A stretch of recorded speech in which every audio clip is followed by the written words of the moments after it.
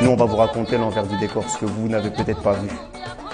Mais cette séance de pénalty qui nous avait été fatidique en 2002 sera glorieuse en 2022 et on va vous la décrypter.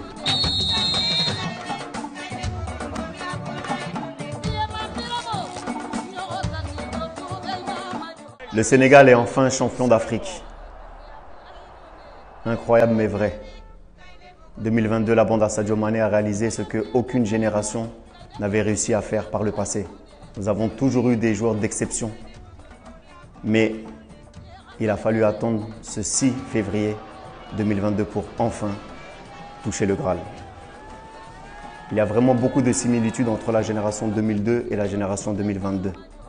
La bande à El Hadji Diouf qui est arrivée en finale de cette Coupe d'Afrique au Mali. Kalilou Fadiga, Ferdinand Coly, Salif Diao, Tony Silva, Henri Camara et bien évidemment Aliou Cissé, capitaine Courage, qui avait malheureusement loupé le penalty, un des pénaltys qui aurait pu nous donner cette CAN. 20 ans après, c'est lui qui guide cette équipe du Sénégal en finale de Coupe d'Afrique au Cameroun, le pays que l'on nomme l'Afrique en miniature, face à l'Égypte, au mastodonte, au pharaon.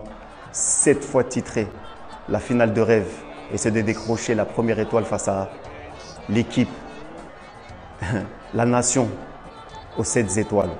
Bien évidemment, il y avait eu cette finale en 2019 face à l'Algérie, c'était un autre contexte, c'était d'autres joueurs. Nous n'avions pas Edouard Mendy et Koulibaly lors de cette finale. Et nous, on va vous raconter l'envers du décor, ce que vous n'avez peut-être pas vu. Mais cette séance de pénalty qui nous avait été fatidique en 2002 sera glorieuse en 2022 et on va vous la décrypter. Nous avons parlé précédemment de Koulibaly qui n'était pas là lors de la finale 2019 et c'est lui qui va s'élancer en tant que capitaine. C'est ce qu'on attend, de guider ses troupes. On appelle le ministre de la Défense. Par le passé, moi, je n'ai pas eu l'habitude de voir Koulibaly tirer du côté du Napoli, mais là, il a pris ses responsabilités. C'est le premier qui va montrer la voie à ses jeunes frères au Sénégalais. Il s'élance et avec beaucoup de calme, beaucoup de retenue, il se décale un peu sur le côté. Il tire du côté gauche. Le gardien égyptien va du même côté, mais il ne peut arrêter la frappe de Kalilou Koulibaly. Il lance les siens, il lance le Sénégal, on exulte. 1-0. L'Égyptien se présente sur le point de pénalty, il marque 1 but partout. Qui est le deuxième tireur? Abdou Diallo. Abdou Diallo, ce binational qui est arrivé il y a très peu en équipe du Sénégal et qui nous expliquait il y a quelques mois via une vidéo qui fut virale que son attachement au pays et à la terre de ses parents lui avait fait comprendre lors d'un voyage au Sénégal qu'il souhaitait défendre les couleurs de cette nation. Cette nation qui est également la nôtre, nous les binationaux.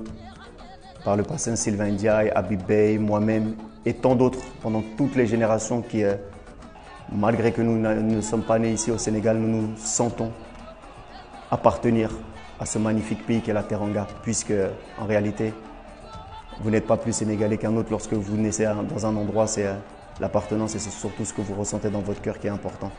Donc il a tiré pour tous les binationaux sénégalais et d'ailleurs. On le voit, il s'élance également. 2 défenseurs centraux, chose qui est assez rare. Il y va avec beaucoup de calme, il ouvre son pied gauche. 2-1 pour le Sénégal. Le joueur égyptien s'élance également, le deuxième. Il tire sur le poteau. La balle revient, Edouard Mendy, d'un réflexe extraordinaire, baisse la tête. Le ballon qui aurait pu le toucher et rentrer fait qu'aujourd'hui le Sénégal mène par 2-1. Le troisième tireur, Bounassar, également qui a réalisé un tournoi extraordinaire, peut-être l'un des meilleurs Sénégalais que l'on a entendu pendant très longtemps. Il tire, malheureusement son tir est arrêté. Mais vous savez, pour que l'histoire soit belle, il faut des mélodrames, il faut de l'émotion. Et vous verrez que par la suite, on ne lui en tiendra pas rigueur. Il se tient la main, le visage dans les 2 mains, mais ses coéquipiers viennent à sa rencontre et lui disent « Sois serein ». Le joueur égyptien s'élance, il tire, il marque. Égalité parfaite. Notre petit prodige, Bamba Dieng, voilà une des révélations du tournoi.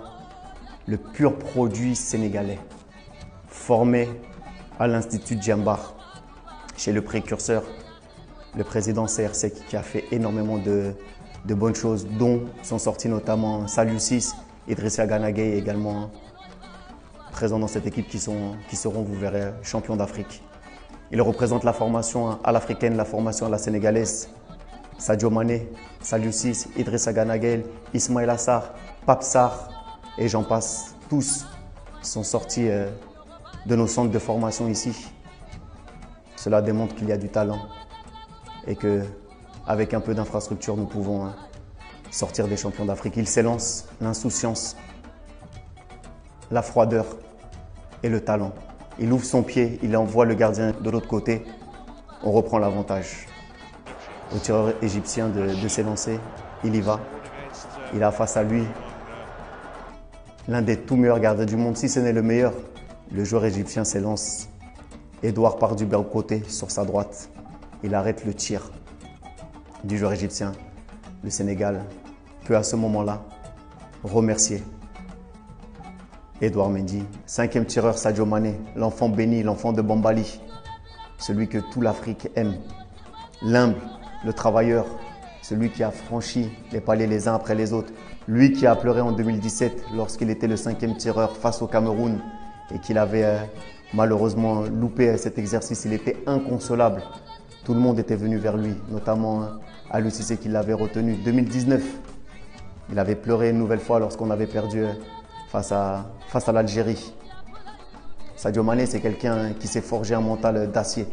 On se souvient qu'il a perdu la finale de la Ligue des Champions et que l'année d'après, il l'a gagné. Il s'est retrouvé une nouvelle fois au devant des projecteurs. Lui qui avait perdu le ballon d'or africain, ici même au Sénégal face à Mohamed Salah, l'année d'après, il le gagnait en terre égyptienne chez les pharaons, devant son ennemi juré. Une nouvelle fois, Sadio Mané pouvait rentrer dans l'histoire. Une finale de CAN perdue en 2019, il se retrouve 2 ans, voire 3 ans après, à un pas du sacre. Il avait, dans ce même match, loupé le pénalty auparavant.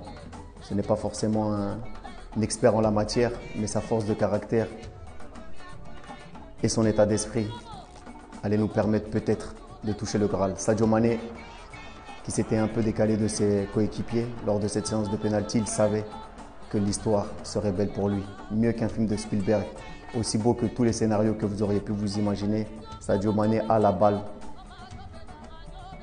à ses pieds pour offrir au Sénégal sa première Coupe d'Afrique des Nations.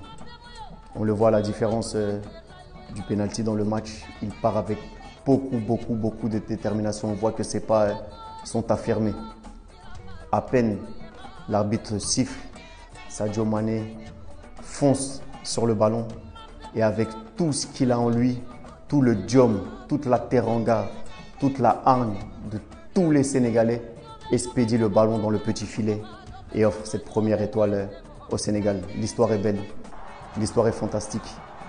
Où nous avions été fébriles mentalement, nos jeunes frères qui ont mûri, qui ont grandi, qui ont pris le poids du passé sur leurs épaules pour un avenir beaucoup plus beau. Nous les avons vus rendre hommage à Pape Bouba Diop, décédé.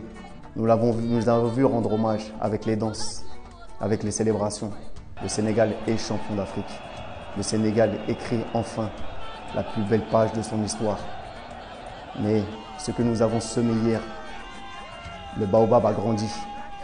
Il s'est fortifié. Et comme dit un proverbe sénégalais, n'oubliez jamais que la force du baobab est dans ses racines.